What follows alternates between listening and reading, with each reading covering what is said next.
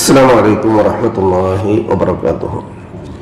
الحمد لله رب العالمين والصلاة والسلام على أشرف المرسلين وعلى آله وصحبه الفائزين برضا الله. يا عباد الله اتقوا الله.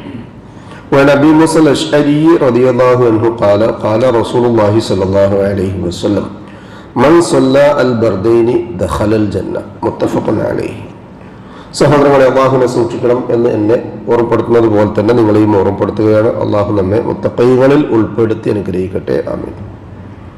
സ്വർഗത്തിൽ പോകാൻ, സ്വർഗത്തിൽ പ്രവേശിക്കുവാൻ ആവശ്യമായ ഇബാദത്തുകളിലെ പ്രഥമ സ്ഥാനത്ത് നിൽക്കുന്നതാണ് നിസ്കാരം. റസൂലുള്ളാഹി സ്വല്ലല്ലാഹു അലൈഹി വസല്ലം പറഞ്ഞു, രണ്ട് കുളിരുള്ള നിസ്കാരങ്ങൾ നിസ്കരിക്കുന്ന ഒരു വ്യക്തി തീർച്ചയായും സ്വർഗത്തിൽ പ്രവേശിക്കുക തന്നെ ചെയ്യും. നിസ്കാരങ്ങളിൽ ചിലത് അവയുടെ സമയം, അവസ്ഥ എന്നിവ പരിഗണിച്ച് ചില പ്രത്യേകതകളുണ്ട്. നമ്മൾ നമ്മുടെ ജീവിതത്തിൽ ഓർമ്മ വെച്ച നാൾ മുതൽ ഇന്ന് നിസ്കരിച്ചത് വരെയുള്ള നിസ്കാരത്തിൻ്റെ ഒരു ചാർട്ട് തയ്യാറാക്കി നോക്കിയാൽ അതിലേറ്റവും കൂടുതൽ നഷ്ടപ്പെട്ടു പോയത് ഏതാണ് എന്നൊരു പരിശോധനയ്ക്ക് വിധേയമാക്കുമ്പോൾ അവിടെയാണ് ഈ രണ്ട് സ്വലകൾ കടന്നു വരുന്നത്. സ്വലാത്തുൽ ബർദൈൻ എന്ന് പറഞ്ഞാൽ അൽ അസറു വൽ ഫജ്റു.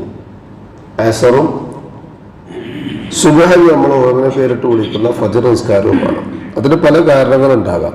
ജോലി തിരക്ക്, ഉറക്ക്, മയക്ക്, ക്ഷീണം, ഇങ്ങനെ കാരണങ്ങൾ നിരവധി ഉണ്ടെങ്കിലും നഷ്ടപ്പെടാൻ സാധ്യതയുള്ള ഏറെയുള്ള രണ്ട് സമയങ്ങൾ.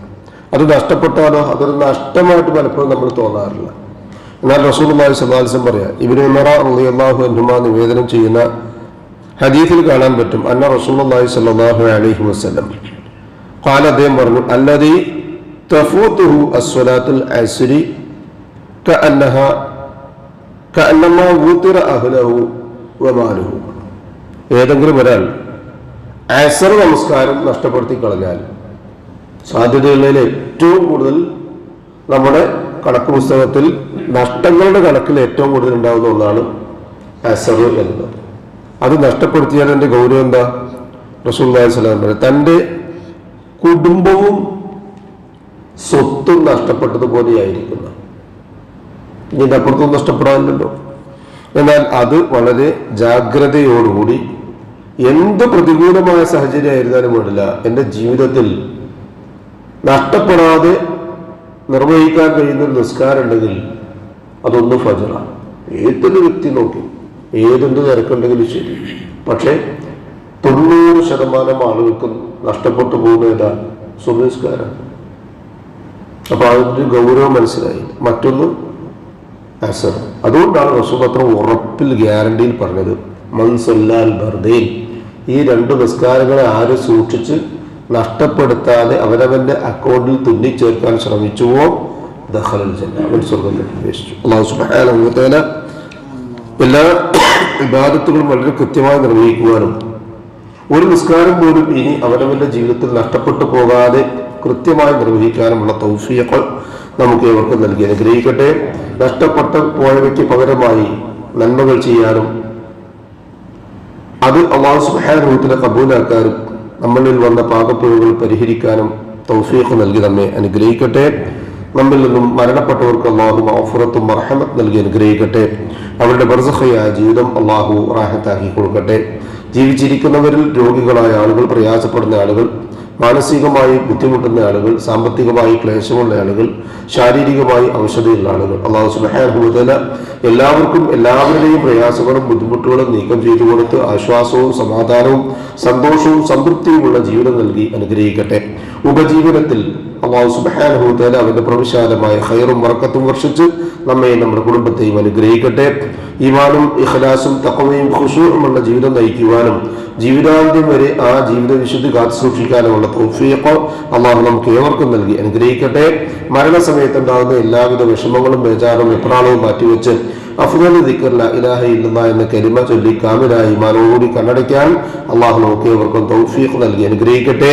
ദുആ കൊണ്ട് വസിയത്ത് ചെയ്തവരുടെ നല്ല മുറാദുകൾ അള്ളാഹു ഹസനാക്കുകയും പ്രയാസങ്ങളും ബുദ്ധിമുട്ടുകളും അള്ളാഹു എളുപ്പമാക്കി അവരെയും നമ്മയും അനുഗ്രഹിക്കുകയും ചെയ്യട്ടെ.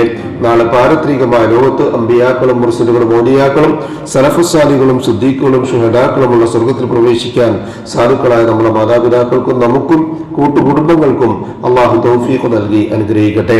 അല്ലാഹുമ്മ ഗ്ഫിർ ലിൽ മുഅ്മിനീന വൽ മുഅ്മിനാത്ത് വൽ മുസ്ലിമീന വൽ മുസ്ലിമാത്ത് അൽ അഹ്യാഇ മിൻഹും വൽ അംവാത്ത് ഇന്നക മുജീബു ദഅവാതി യാ ഖാദിൽ ഹാജാത്ത് റബ്ബനാ തഖബ്ബൽ മിന്നാ ഇന്നക അൻതസ് സമീഉൽ അലീം وتب علينا إنك أنت التواب الرحيم واغفر لنا يا غافر المذنبين ربنا هب لنا من أزواجنا وذرياتنا قرة أعين وجعلنا للمتقين إماما ربنا ظلمنا أنفسنا وإن لم تغفر لنا وترحمنا لنكونن من الخاسرين ربنا آتنا في الدنيا حسنة وفي الآخرة حسنة وقنا عذاب النار آمين آمين آمين برحمتك يا أرحم الراحمين سبحان ربك رب العزة عما يصفون وسلام على المرسلين والحمد لله رب العالمين سبحانك اللهم وبحمدك أشهد أن لا إله إلا أنت أستغفرك وأتوب إليك